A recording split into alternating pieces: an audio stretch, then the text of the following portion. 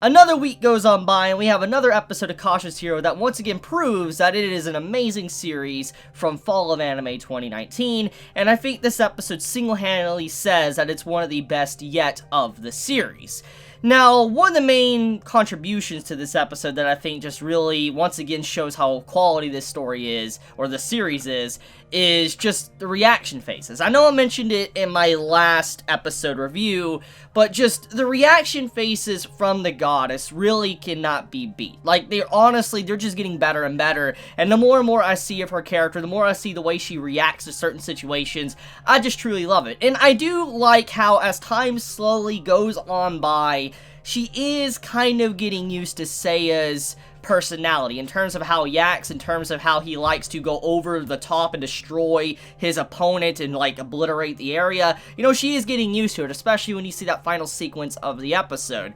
But there is one key moment of this episode that had me busting a gut. Like, I was legitimately laughing so hard, I couldn't breathe. Like, I legitimately couldn't breathe. And it's been a while since I really laughed as hard as that, where I had to pause an episode, I had to laugh real hard, and I just kept laughing, and every time I looked back at the screen, I kept laughing more. I couldn't stop myself. And I think some of you out there most likely have experienced this at one point or time in your life. You probably have had something that's just so funny, you can't stop from laughing, and it just, like, it gets to the point where your chest starts to hurt. You know, that's kind of how I was. I was like, this is just too funny, because the scene I'm talking about is when Seiya was about to go very quickly. Like, it seemed like he was acting like this nice MC character, about to help out the goddess, like, here, I'll hold you and all that, let's go get to our destination, and I'll make sure you're safe, like princess holder or whatever. But obviously this isn't the series for that, and Seiya is someone that really, he just wants to get results.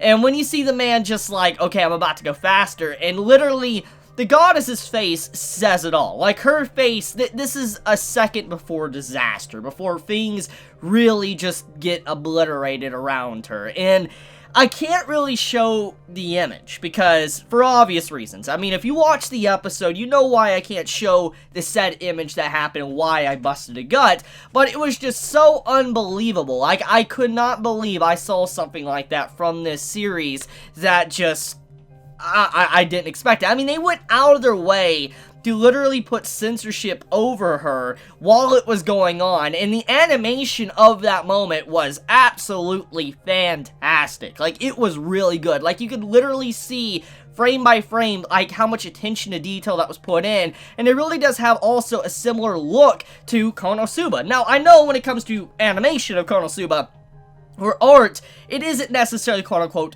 the best. But that is the charm of Konosuba. If there's something that I think many loved about Konosuba, was sometimes the derpy animation. And this series does have that from time to time, and it does remind me of Konosuba in a good way, in terms of just how it uses its art and animation, but at least for that one individual scene with the goddess being dragged through the sky, and you just see what happened, it literally was just some insane animation, and I laughed so hard. It was so good. It was a really good moment. And, yeah.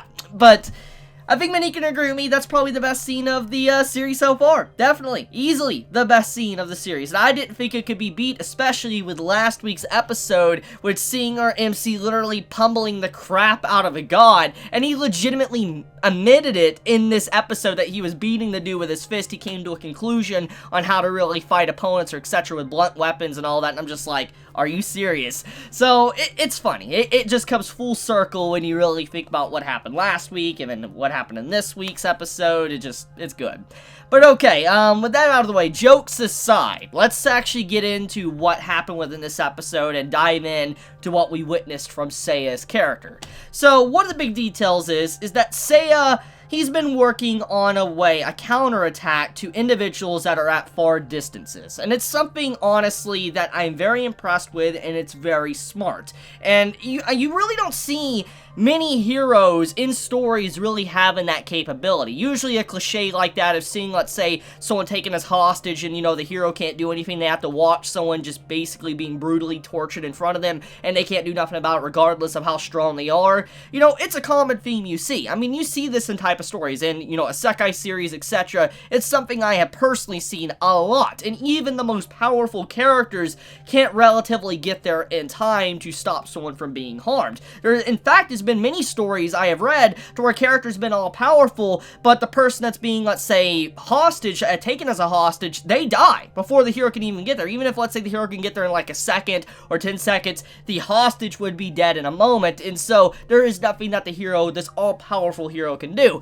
So I do think it's incredibly intelligent and interesting to see how Seiya came to the idea of using space and time and being able to cut through it just to be able to attack the person on the other side of the mirror. It's, like I said, ingenious, and it really just goes to show that the caution that Seiya has definitely comes to a great use. I mean, even though it is excessive, and as I've said, he's unhinged, and many have said he's unhinged and sick, he definitely does have a charm to him that shows that deep down he does care about what's right, he does have morals to him, and he does learn from his mistakes and how to better himself. And once he does have something opened up to him, for instance, like a secret that he didn't realize or something that he missed, he does try to better and close that hole off, like that weakness, and make it a lot stronger and fortified. And that's kind of what it was here, is that he can pretty much attack anyone from a distance as long as he can kind of know where to attack. He can close that gap in a moment. And using the goddess as well, the portal and all that, to be able to teleport anywhere they want, and even using a loophole where the goddesses are not actually necessarily breaking the divine realm laws is, like I said, ingenious. So Seiya really proved himself in this episode in terms of just intelligence. I mean, he's already been shown to be intelligent because of just how cautious he is, but it really just goes to show that the more and more he levels up and he prepares for certain things, he's becoming more confident in his skills. And you could just clearly see the way he, reacted in this episode towards, one of the Heavenly Kings that he took down in this episode. He was fully prepared. He wasn't shocked. He didn't run away. He full on attacked the dude. He got rid of him in a moment without really even worrying about it. And I just do appreciate just how the man even thought about different attributes and the ways to use different elements against his opponents, because it's something that, I think many of us do when we're playing, RPG games. And you don't honestly see a lot of characters even do this either in stories. Like, you have it to where there is some, but most characters in these type of stories, either they're just straight up overpowered and they use just one element regardless of your resistance, and they, defeat you. Like, example, okay, let's give a good example. Let's say there is a fire god, okay, in the story. Let's just factor that in. Just imagine this. There's a fire god, and Seiya's a typical, power fantasy character, which in a way he kind of is. But you have a typical power fantasy character, overpowered, and you have a fire god. Obviously, you have it to where this fire god should never be affected by fire, but somehow the OP character uses fire and kills the fire god. This is the common trope you would see in a story, especially a power fantasy. But in this case, that's not what happened. Seiya, he defeated his opponent with just straight up genius skill, being able to actually use the opponent's weakness and readying for it.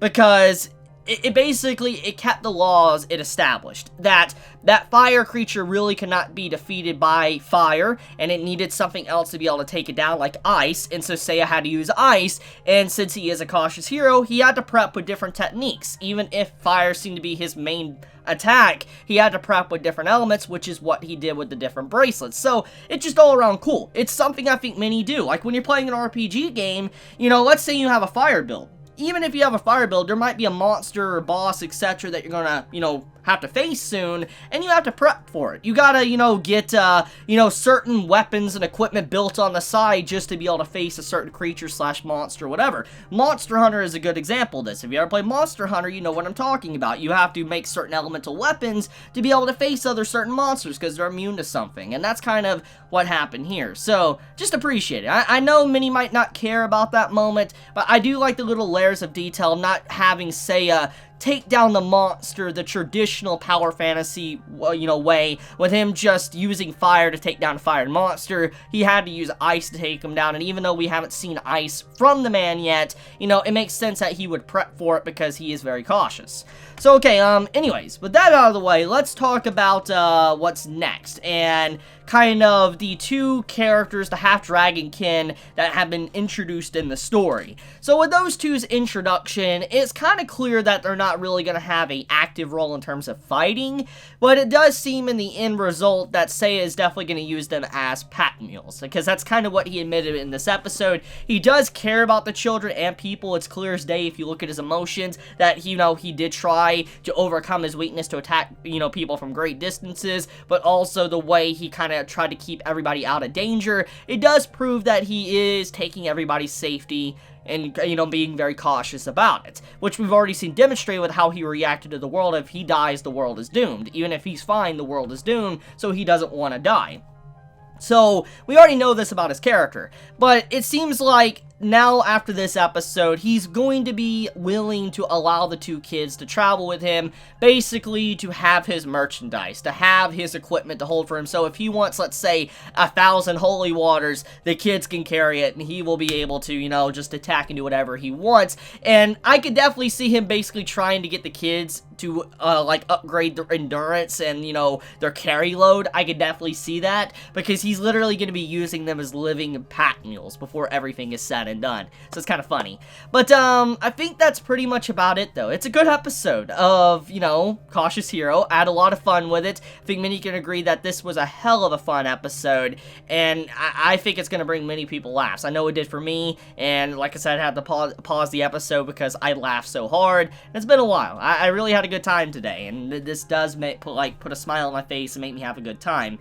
But, anyways, I love you guys. You have a wonderful day or night wherever you live. If you, enjoy my content, please subscribe. If you like this video, please leave a like. And if you want to get notified for whenever I upload a video, please click the bell icon down below. And with that, Chibi out.